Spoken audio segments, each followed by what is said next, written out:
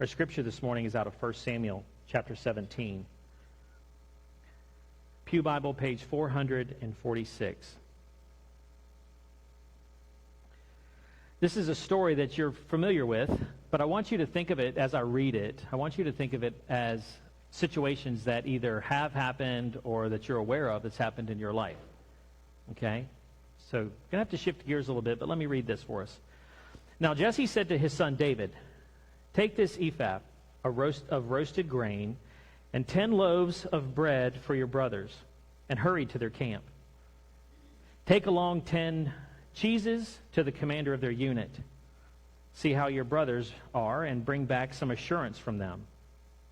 They are with Saul and all the men of Israel in the valley of Elah, fighting against the Philistines."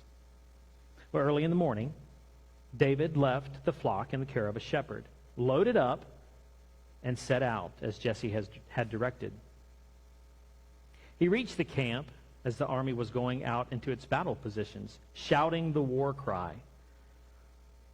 Israel and the Philistines were drawing up their lines, facing each other. David left his things with the keeper of supplies, ran to the battle lines, and asked his brothers how they were. As he was talking with them, Goliath, the Philistine champion of Gath, stepped out of his lines and shouted his usual defiance, and David heard it. Whenever the Israelites saw the man, they all fled from him in great fear. Now the Israelites had been saying, "Do you see how this man comes out to defy Israel? The king will give great wealth to the man who kills him. He will also give him his daughter in marriage and will exempt his family from taxes in Israel." David asked the men standing near him, "Well, what will be done for the man who kills this Philistine and removes this disgrace from Israel? Who is this uncircumcised Philistine that he should defy the armies of the living God?" Well, they repeated to him, David, what they had been saying and told him, "This is what will be done for the man who kills him." Well, when Eliab, David's oldest brother, heard him speak with the men, he burned with anger at him and asked, "Why have you come down here? And whom did you leave those few sheep in the wilderness? I know how conceited you are and how wicked your heart is. You came down only to watch the battle." "Now what have I done?" David said. "Can I even speak?" He then turned away to someone else and brought up the same matter, and the men answered him as before. What David said was overheard and reported to Saul, and Saul sent for him. David said to Saul, "Let no one lose heart on account of this Philistine. Your servant will go and fight him." Saul replied, "You are not able to go out against this Philistine and fight him. You are only a young man, and he has been a warrior from his youth." But David said to Saul, "Your servant has been keeping his father's sheep. When a lion or a bear came and carried off a sheep from the flock, I went after it. I struck it and rescued the sheep from its mouth. When it turned on me, I seized it by its hair, struck it, and killed it.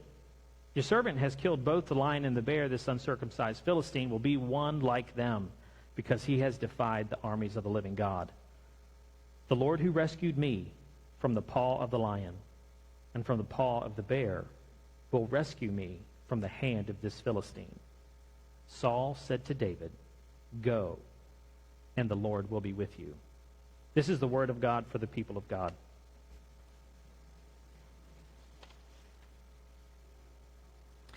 The fiery arrows of the enemy. So we're in this part of our Armor of God series, and we're talking about the shield of faith.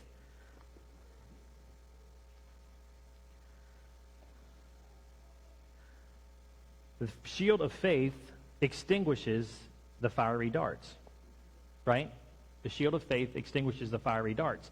So part of it is an understanding of us knowing what the fiery darts are, right? We talked a little bit about this last week, but you need to know what you're fighting against. What's the fiery darts that that I'm dealing with? Because you know what? As I walk through my day, nobody shoots fiery darts at me. It may feel like it, but they literally, no fiery darts are shot at me. So we need to grasp what's taking place and what's happening. And the story and the account that we just read about David shows a pretty good picture of that, doesn't it? Did you see that? So it's like, and here's what we don't realize, is that sometimes we have been shot.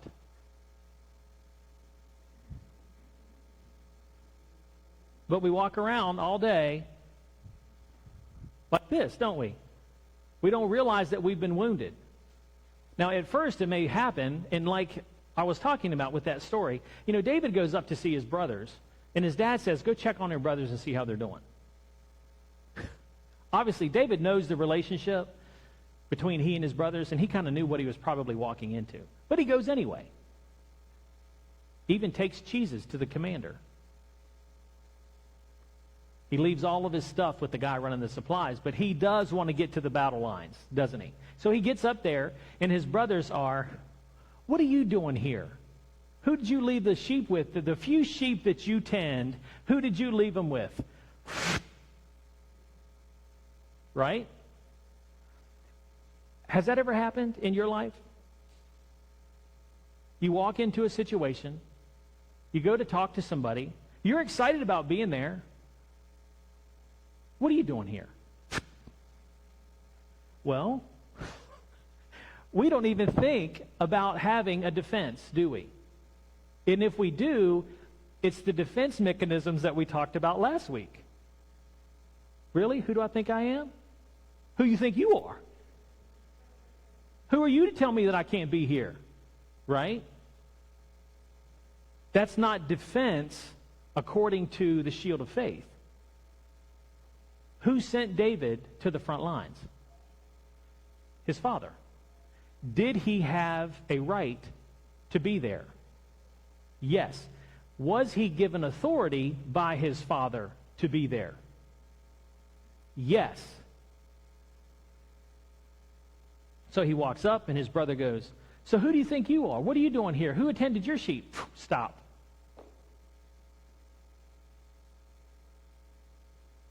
He doesn't even really respond to his brother, does he? That's the defense, because he's standing in authority and faith. He has faith that he was sent there, having permission to be there, and the authority to be there. Shield comes up. Why? Because when David left the field that morning, what did he, quote unquote, take up? Not a cell phone. He took up his shield. He understood what this is. He understood what it meant. He understood because of his relationship with the Lord. He was sent there with a purpose. So much so that he even recounted that to Saul. What he was saying was, you know, God's been training me for this for a long time. I've been in the field. I know what it means to fight a bear. I know what it means to fight a lion. That was all prep work for that guy. But what kindled his anger? The defiance of the one he trusted in. That's what engaged his faith. And it wasn't from a standpoint of, yeah, I've killed this bear and I've killed this lion, man, I've got this. It was, yes, I killed this bear and I killed this lion because the Lord delivered me. So I can stand in this battle and be delivered. But you're not old enough. This is us. You don't know what you're talking about. You've messed up in your past. Who are you to say? Now, it would be at points humorous, but at points very eye-opening if we thought about how many arrows are you walking around with. These arrows resemble a lot of the rocks in our backpacks. The fiery darts that the enemy throws at you have to do with our fears. They have to do with what we are worried about. They have to do with our anxieties. They have to do with our pride. They have to do with what we lust after. Because as we hold on to, quote unquote, these rocks from our backpacks, then you know what? That's open season for us. Because you know what? I'm a worrier. Really. That's maybe how you see you, but that's not how God sees you. That's not how he sees you at all. He sees you as a conqueror, right? What else does the Bible call you? An overcomer. Not target practice. He doesn't call you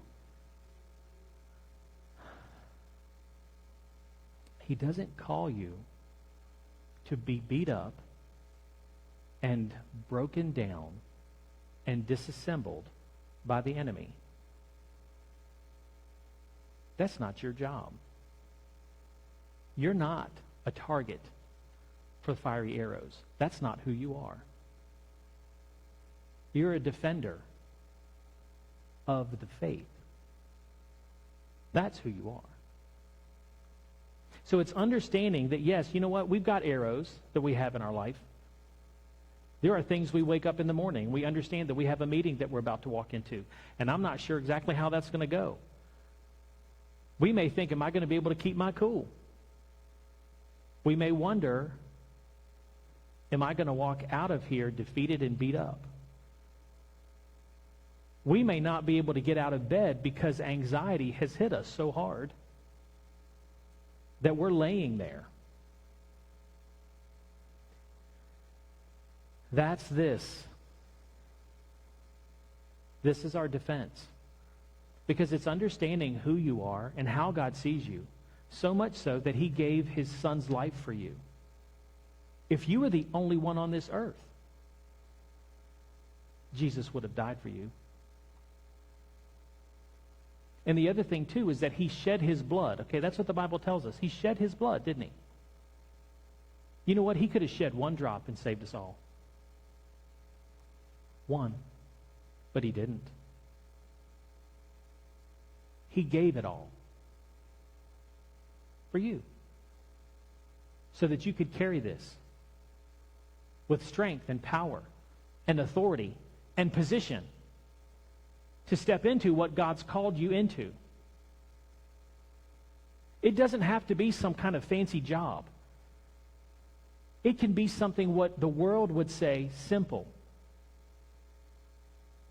He's called you to drop a habit that's not beneficial for you. That's a purpose. That's an assignment. That's a lion that has come to steal one of your sheep. And every time we step into the battle and defeat those things, and we let the arrows drop in front of us, it's preparing us for the next thing.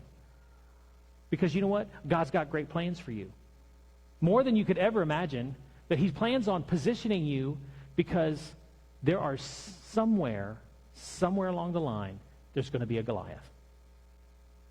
And he's preparing you to step into that fight when no one else would. Well, am I going to be ready? Am I going to be too young? And is the giant going to be so big? What better way for God to put himself on display than have the odds stacked against you? It happens in life all the time, doesn't it? We get to this position of, man, the odds are just too great. The odds are just too great. How is this going to work out?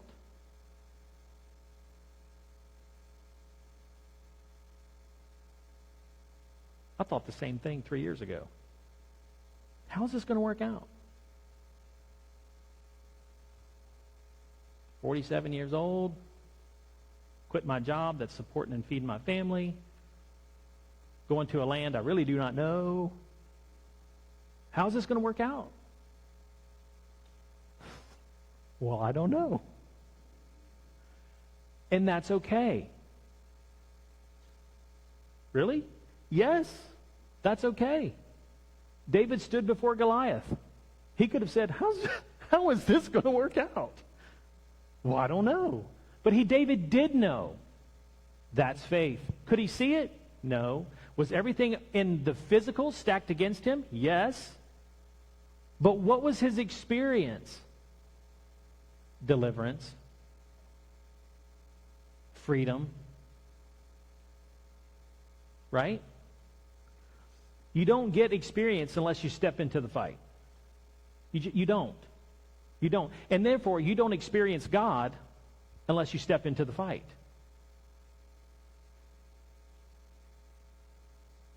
We have to step into the fight. What we're talking about in this series is what is coming against us. What are we fighting against? Because the Bible tells us it's not flesh and blood. So every one of us has someone say something to us that is hurtful, injurious, to where we're still walking around like this. But you know what happens if this doesn't get taken care of? You know what happens? The enemy says something and brings someone else along. So this is what happens. It gets deeper, doesn't it? And if we still don't deal with it, what happens? It gets deeper. And that wound just continues to fester. And it just begins to break us down. And then we feel defeated.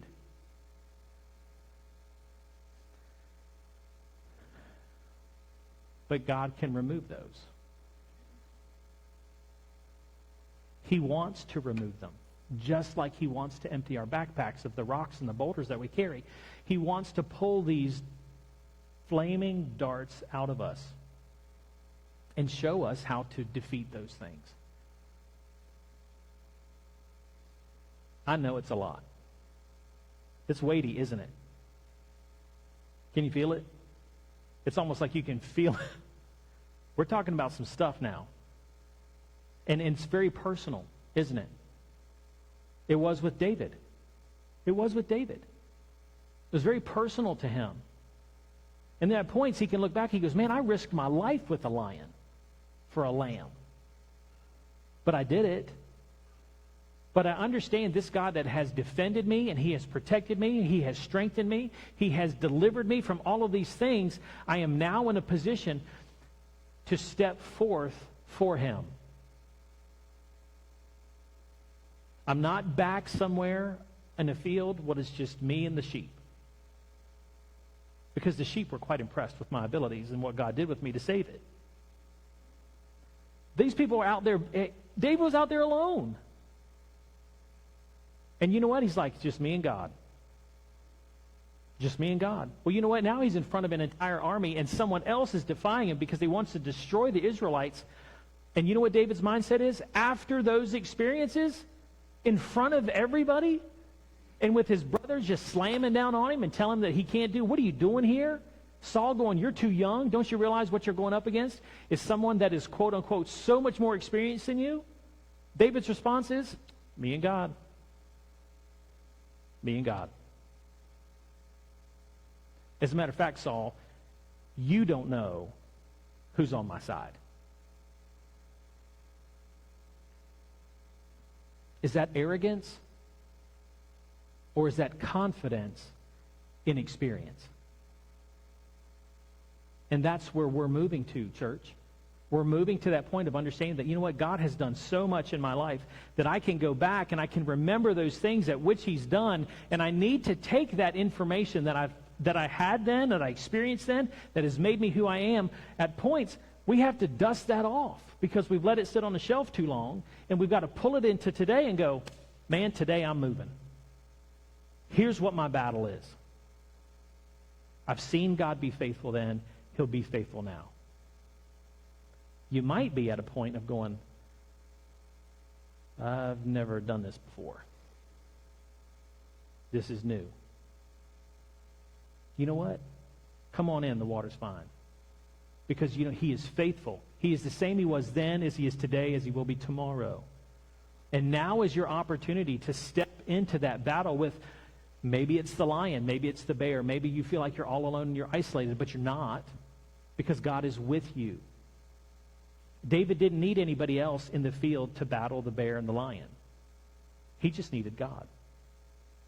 And he needed to trust him. Our sermon in the sentence is this: trust God, be bold. Trust God, be bold. I thought, well, maybe we'll do be bold, trust God. But you know what? That doesn't work, because, you know, the be bold part, then you have to manufacture it yourself. So if I get ready, then I can trust God. And that's not what God's looking for. What God's looking for is trust him. Let him give you the boldness. Let him give you the strength. Let him give you the wisdom. Let him give you the discernment that you need to step into the fight that's in front of you.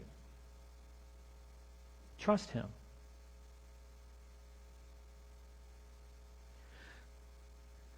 It may seem like life is moving 1,000 miles an hour. We talked about this for just a couple quick moments before service started. That it is just moving faster than you could ever imagine. Seems funny with COVID and everything supposedly shut down. Life is just moving 1,000 miles an hour. And it can be distracting.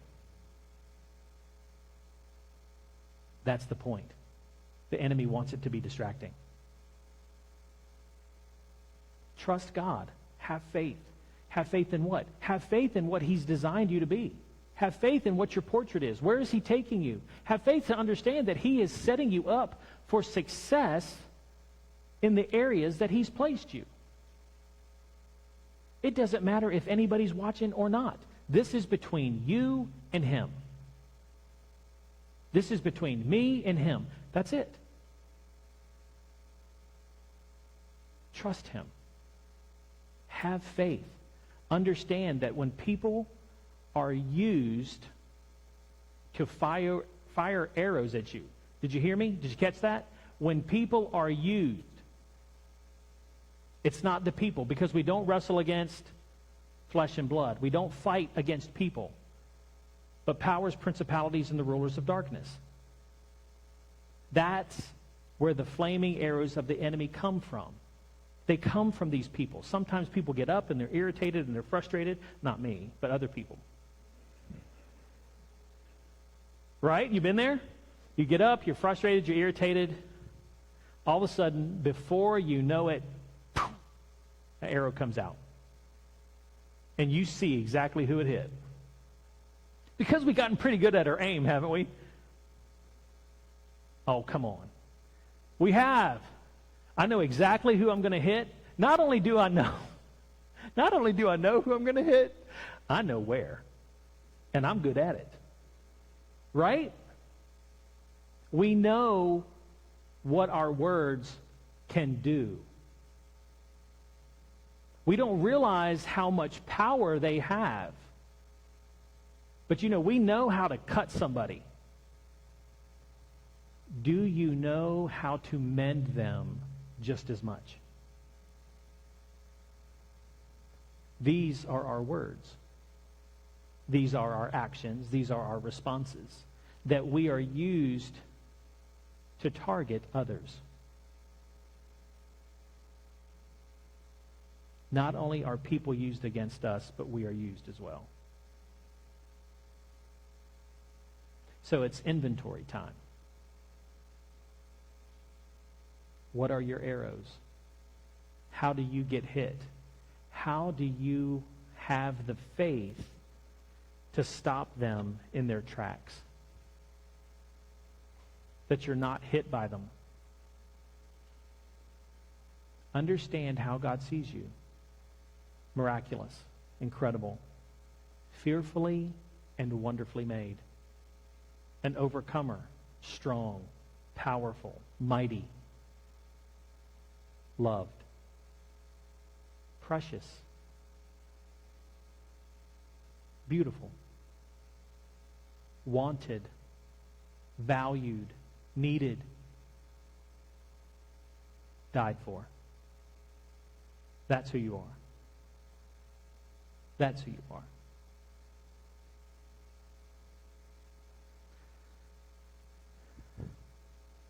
At this time, we're going to take communion.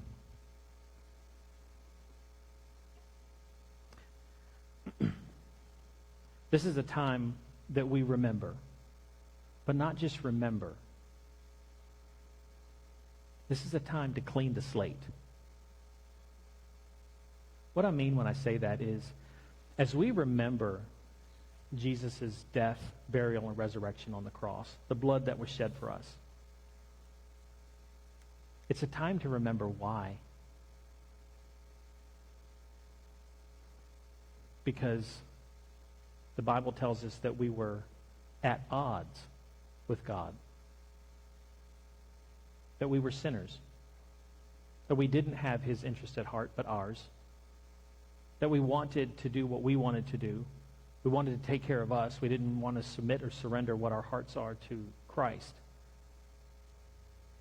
There's an understanding that as sinners that we are separated from God. Though he loves us and he pursues us and he wants us to be a part of his family,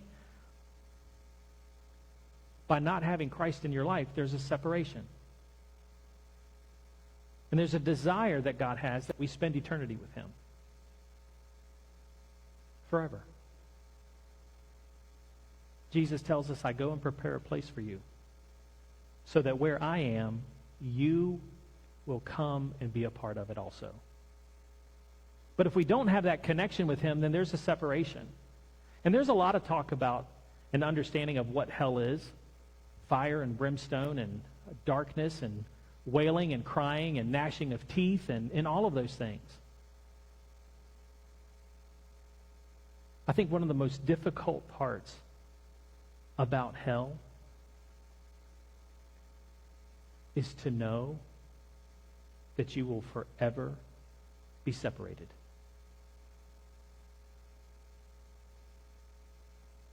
That's pain. But Jesus opened a doorway for us. And he sat around with his disciples at the Last Supper. And he talked about this. He talked about his body being broken. Remember I said that we would have salvation if he would have shed one drop of blood. But he didn't. He shed it all. But he talked to his disciples about his body being broken. They didn't understand at that point. They didn't get it. He said that his blood would be shed. I could see a few raised eyebrows going up like, what's he talking about? But they had dinner together. And soon after that, Christ was captured. He went to trial. And yes, his body was broken. And his blood was shed. And they got it. This is our time to remember that. To go back to that moment in our lives when we accepted Christ as our Savior. Yes, remembering that salvation that we have, but at the same time remembering why we need it. Because we weren't in right standing with God. We were sinners. So this is a time to remember that, but to remember, you know what? I still sin. There's things that I've done. I'm guilty of shooting arrows. I'm guilty of being used. I've done things. I've said things. I've acted certain ways. That I need to get that cleaned up. I need my slate cleaned. I need some of the dirt that I've allowed to collect in my life to be washed off.